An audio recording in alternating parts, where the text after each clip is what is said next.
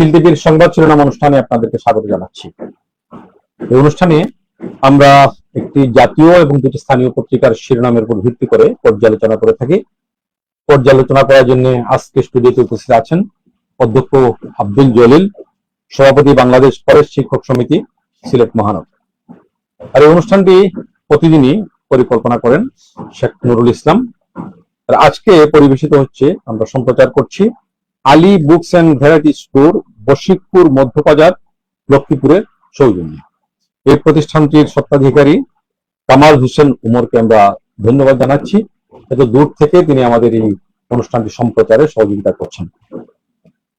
আজকে আমার হাতে যে তিনটি পত্রিকা আছে, এর মধ্যে জাতীয় হচ্ছে প্রথম আলো। প্রথম আলোর শিরোনাম, তারা প্রথমে যে শিরোনামটি হচ্ছে ইনমা গ্লোবাল মিডিয়া অ্যাওয়ার্ডস, প্রথম আলো পেল সম্মানজনক স্বীকৃতি পুরস্কার। আমরা অভিনন্দন জানাচ্ছি প্রথম আলোকে। পুষ্টির ঘাটতি ও হামে মৃত্যু বাড়াচ্ছে, শান্তি আলোচনার মধ্যে পাল্টাপাল্টি হামলা, যুক্তরাষ্ট্র ইরান পরিস্থিতি, জাপানি ঋণের সুদের হার বাড়ল, চাপে বাংলাদেশ, আরো 7 শিশুর মৃত্যু, অপরাধ দমনে ঢাকায় বাড়ছে থানা ফাঁড়ি নজরদারি, নাজমুল মিনুলের দারুণ দিন বাংলাদেশের, মিরপুর টেস্টের খবর। শেষ পৃষ্ঠার শিরোনাম প্রথম আলোর, শিক্ষক নিয়োগের শর্ত শিথিল, অনিয়ম, পশ্চিমবঙ্গে মুখ্যমন্ত্রী হচ্ছেন শুভেন্দু, শপথ নেবেন আজ, সেই প্রলয়ের রাত।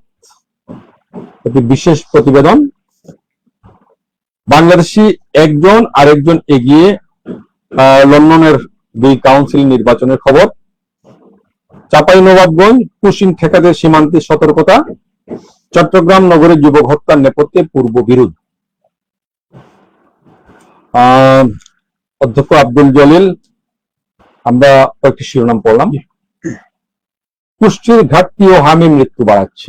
হাম এখন সবচেয়ে আলোচনার বিষয়, সবচেয়ে সর্বাধিক আলোচ্য বিষয়, এবং প্রতিদিনই হামে আমাদের ভবিষ্যৎ প্রজন্ম মারা যাচ্ছে। ধন্যবাদ আপনাকে। আসলে এখানে দুটা বিষয়, একটা হচ্ছে পুষ্টির ঘাটতি এবং অপরটি হচ্ছে হাম। প্রিয় দর্শক, আপনারা নিশ্চয় জানেন যে হাম বাচ্চাদের টিকা প্রতি জন্মের পরপরই 5 থেকে 2 বছরের মধ্যে এই টিকাগুলো, বেশ কয়েকটি টিকা দেওয়া হয়। এর মধ্যে হাম একটি 6টি রোগের প্রতিরোধক হিসাবে। এটা নিয়মিতভাবে যদি না দেওয়া হয় বাচ্চাদেরকে, তাহলে একটা জেনারেশন বা একটা বয়সের বাচ্চাদের মধ্যে এটার একটা প্রাদুর্ভাব হতেই পারে, ঝুঁকি থেকে যায়। তো যে জিনিসটা ঘটেছে আমাদের বিগত তত্ত্বাবধায়ক সরকারের অন্তর্বর্তী সরকার যেটা বলতেন, সেখানে ওই সময়টা হামের টিকা এবং অন্যান্য টিকার আমদানি সম্পূর্ণ বন্ধ ছিল। এই কারণেই এই ঘাটতি পড়েছে। যদিও কিছুটা স্টকে ছিল, সেই স্টক থেকে তারা ওই সময়টাতে দিয়েছে, কিন্তু ওই সময়ে আমদানিটা বন্ধ থাকার কারণে পরপর পর্যাপ্ত ছিল না বিধায় সর্বত্র সব জায়গায় এটা দেওয়া সম্ভব হয়নি।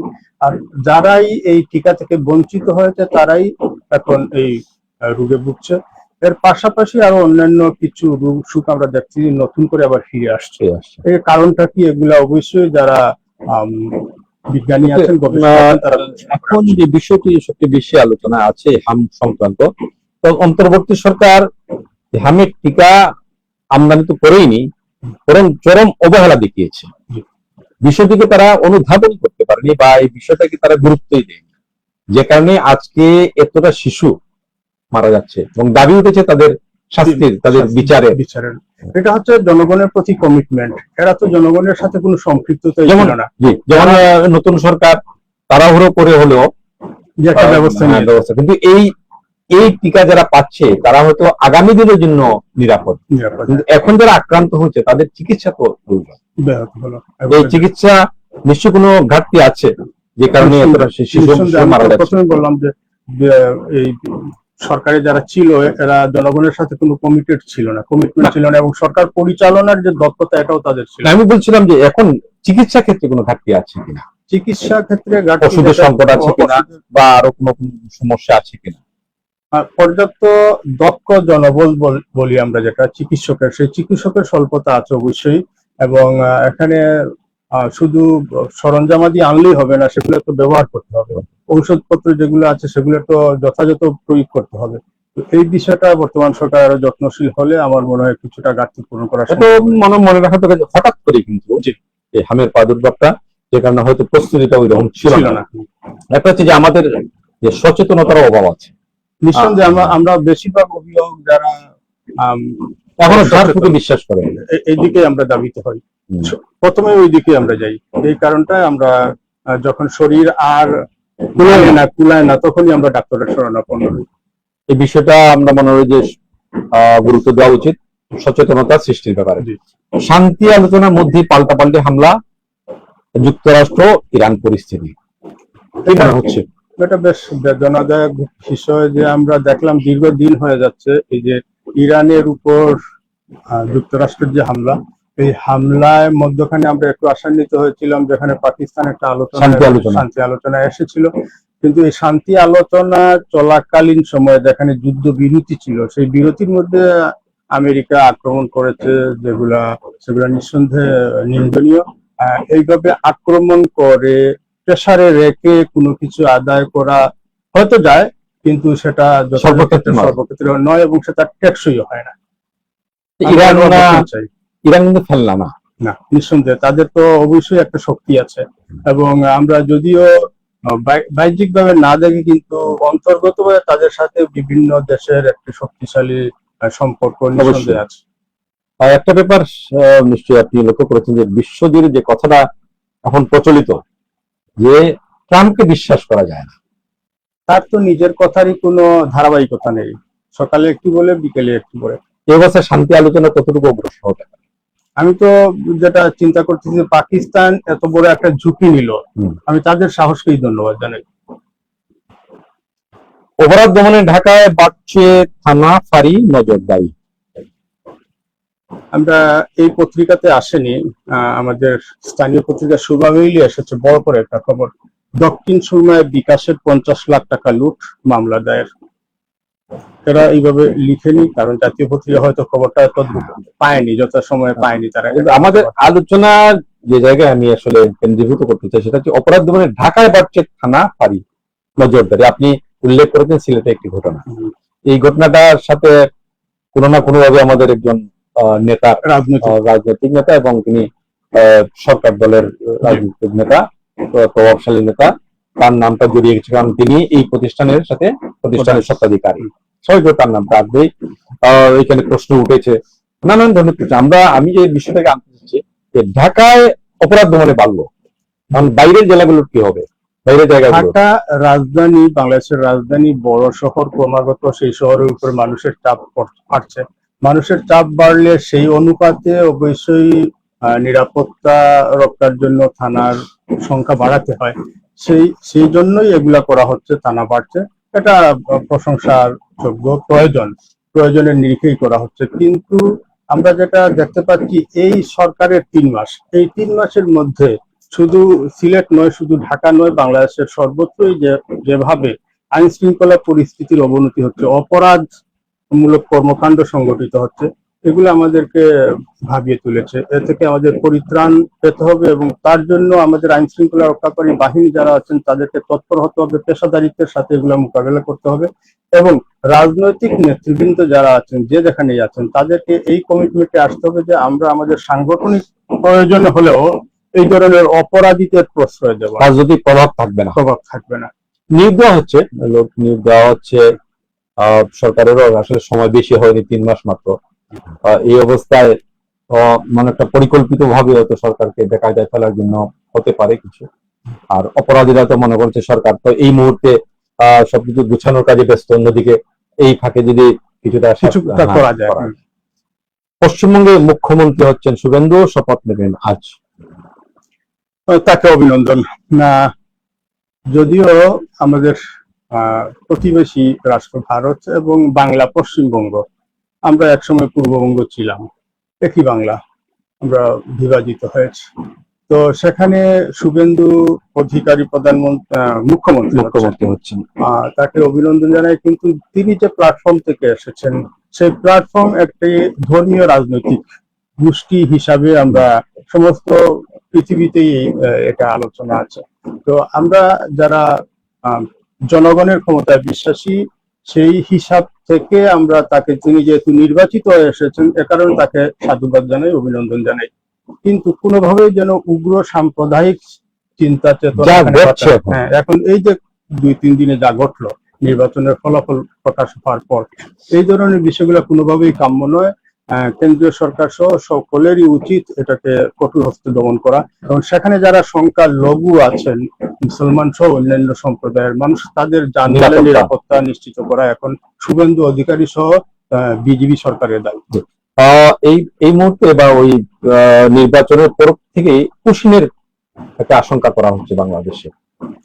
এটা দুটি কারণে আশঙ্কা করা হচ্ছে। এক হচ্ছে যে বিজেপি সরকারের বিগত সময়ের কথাবার্তা, শুভেন্দু অধিকারী নিজের কথাবার্তা, এবং এই নির্বাচনে যে একটা বড় সংখ্যক জনগণকে নির্বাচন ভোট প্রয়োগের অধিকার থেকে বঞ্চিত করা হয়েছে, যাদের এখানেই চিন্তা করা হচ্ছে যে এরা অথবা এদের পূর্বপুরুষ কোনো না কোনো সময় বাংলাদেশ থেকে ভারতে গিয়ে ঠাঁই নিয়েছেন, টিকে নিয়েছেন, ঘরবাড়ি করেছেন, নাগরিক হয়েছেন, এদেরকে কি আবার পুশব্যাক করা হয় কিনা, এই আশঙ্কাটা জনমনে উঠছে।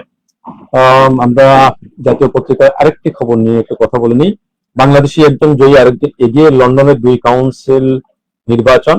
আমরা তাদেরকে অবশ্যই অভিনন্দন জানাই। আমরা আশা করি তারা বিজয়ী হয়ে ফিরে আসবেন। যে এটা ইতিমধ্যে আমাদের স্থানীয় পত্রিকা আচ্ছা। সিলেটের ডাকে চলে এসেছে যে নির্বাচিত নির্বাচন হয়ে গেছে। হয়ে গেছে। লুৎফুর রহমান সভাপতি এবং ফরহাদ হোসেন, হ্যাঁ, লুৎফুর রহমান টাওয়ার হ্যামলেটসে লুৎফুর রহমান ও নিউহ্যাম ফরহাদ হোসেন মেয়র নির্বাচিত হয়েছেন।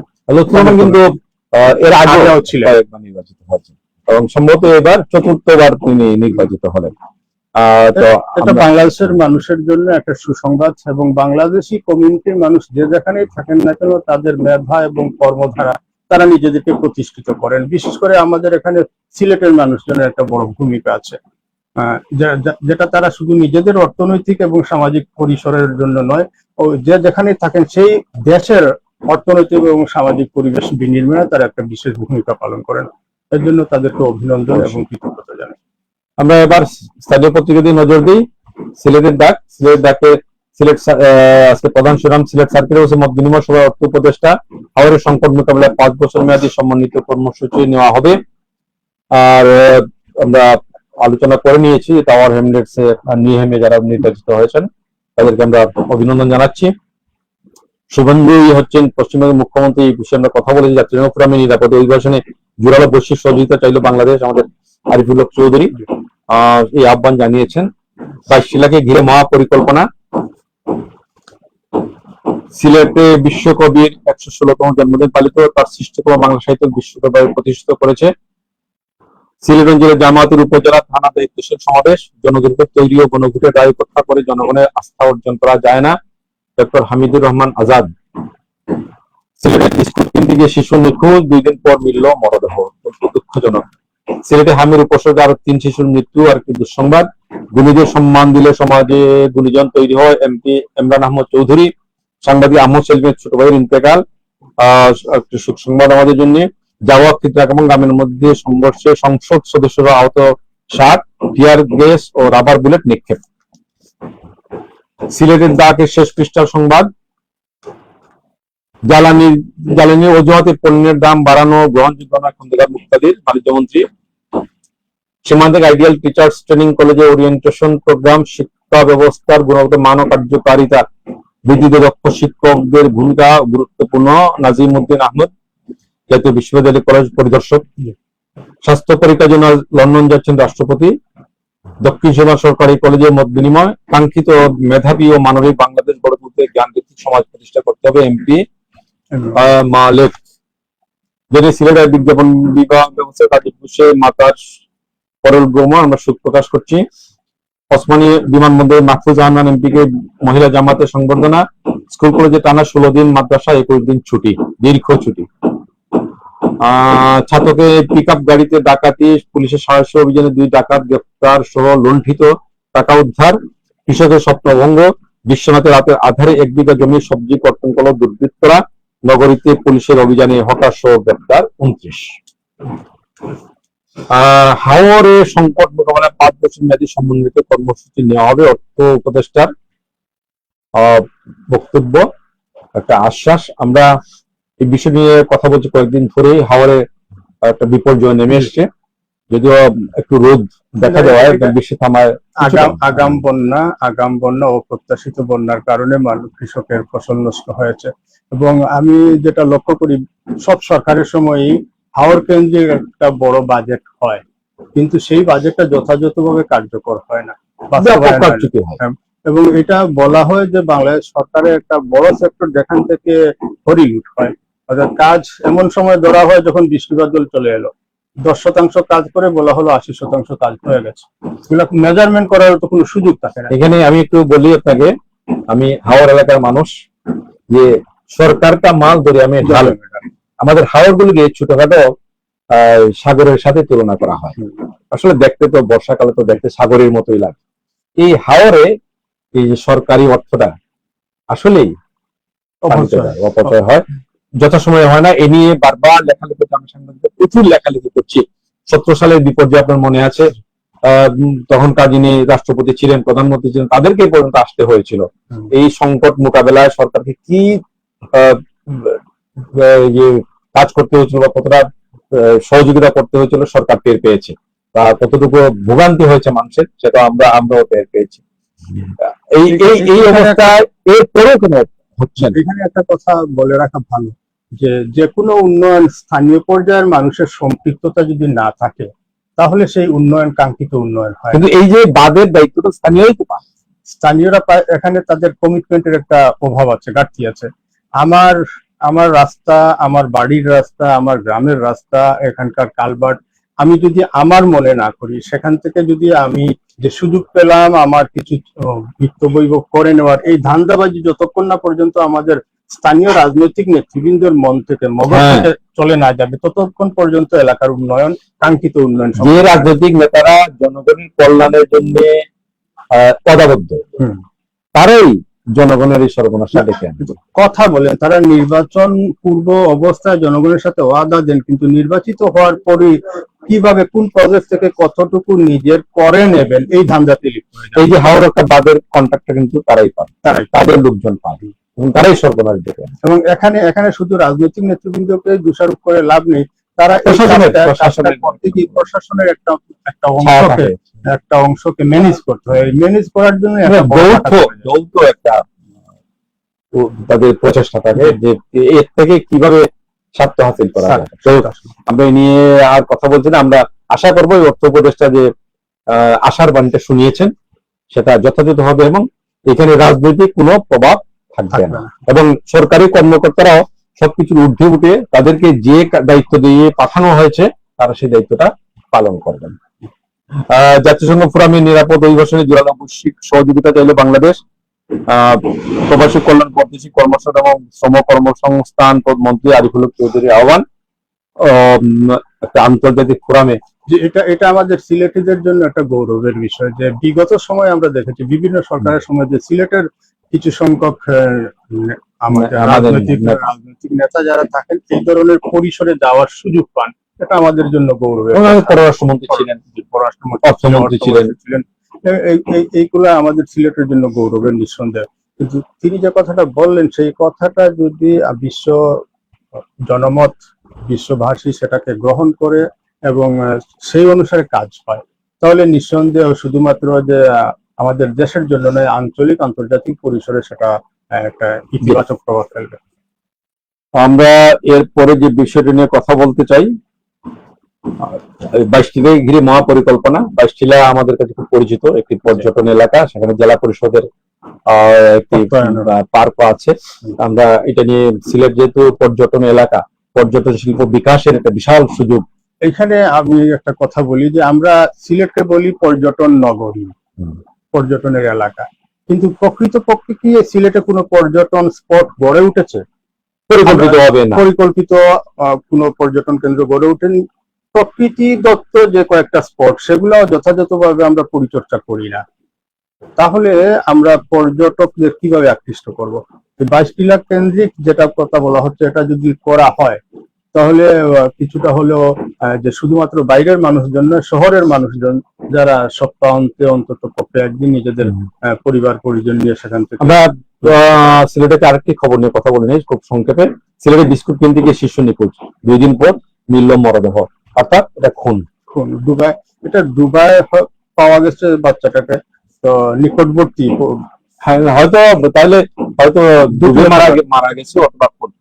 এই খুনের ঘটনাটি বেশি ঘটছে, সুতরাং আমরা মনে করি যে এই বিষয়টা নিয়ে আরো যারা আইন শৃঙ্খলা রক্ষাকারী বাহিনী বা অভিভাবক, আইন শৃঙ্খলা রক্ষাকারী বাহিনী, আমাদের যারা সমাজের মানুষজন আছে, আমাদের মধ্যে হয়তো সহনশীলতা কমে আসছে।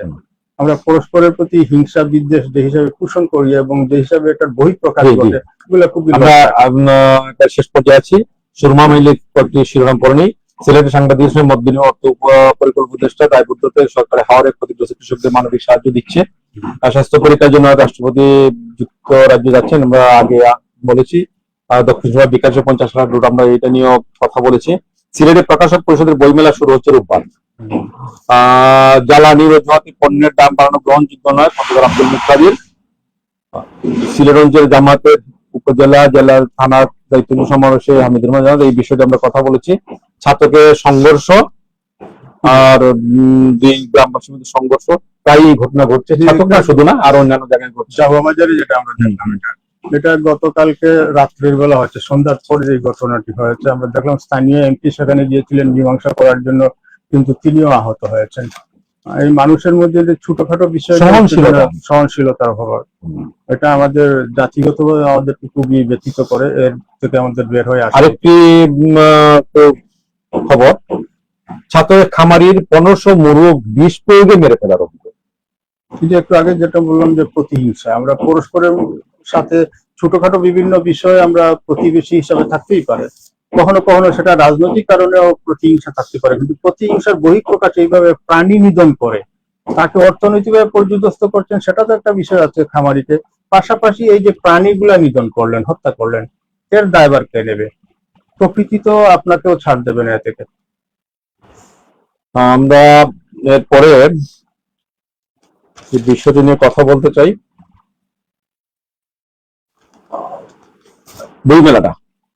বইমেলা শুরু, প্রকাশকদের যে বইমেলা, এটা বিগত সময় হওয়ার কথা ছিল, কিন্তু প্রশাসনের সাথে কোনো হওয়ার কথা ছিল কারণে, হ্যাঁ, সবকিছু প্রস্তুত হয়ে গিয়েছিল।